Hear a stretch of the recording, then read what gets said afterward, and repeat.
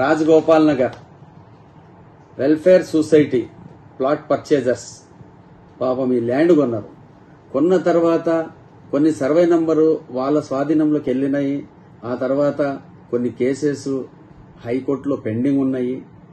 ఆ కేసెస్లోనే ఇలాంటి ఇన్ని తీసుకున్న తర్వాత ఈ లేఅవుట్ తయారైన తర్వాత మా దగ్గర ఉన్నటువంటి ఎంఆర్ఓ, అమీన్పూర్ ఎంఆర్ఓ, ఒక మహిళ ఎంఆర్ఓ, ఎలక్షన్స్ అప్పుడు ఆమెకు ఎలక్షన్స్ దాంట్లో ట్రాన్స్ఫర్ చేశారు.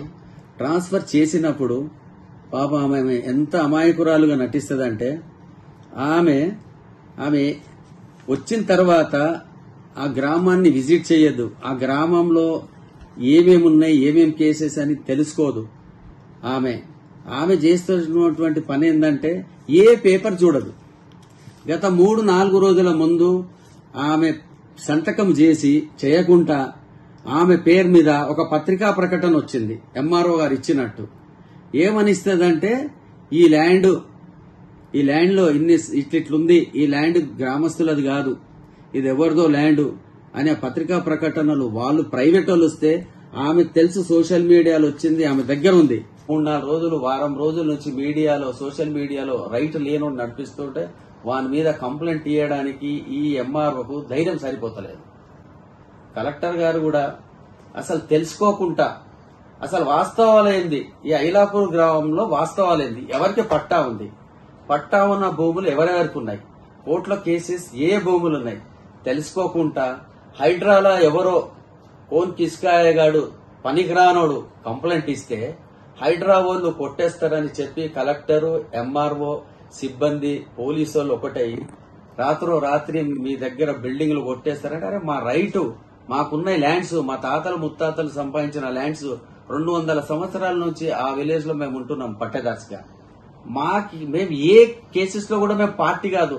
పార్టీ కానప్పుడు అలాంటి ఆర్డర్స్ గానీ, అలాంటి కోర్టులు వచ్చినటువంటి ఆర్డర్ గానీ మాకు బైండింగ్ కాదు. క్లియర్ జడ్జిమెంట్ ఉంది, ఆ జడ్జిమెంట్ ప్రకారంగా నడుస్తున్నాం మేము.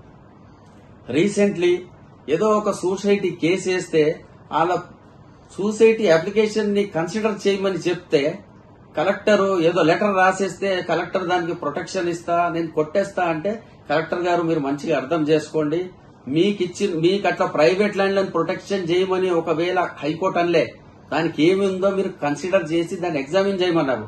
మీరు వచ్చేసి వాళ్ళు ఎవరో ఇచ్చినారు, మీ డ్యూటీ మీరు ఎగ్జామిన్ చేయాలి. దీన్ని ఎగ్జామిన్ చేయకపోతే అందరు నష్టపోతారు.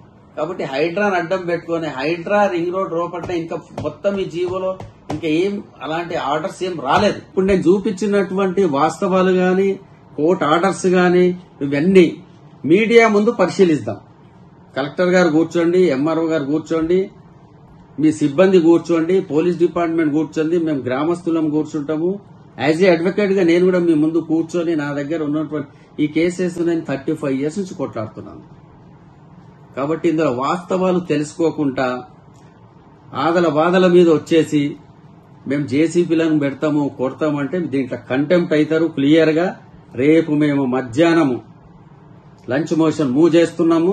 మీరు నోటీస్ ఇవ్వకుంటే మనం చేస్తే అక్కడ రేపు నోటీస్ ఇవ్వకుంటే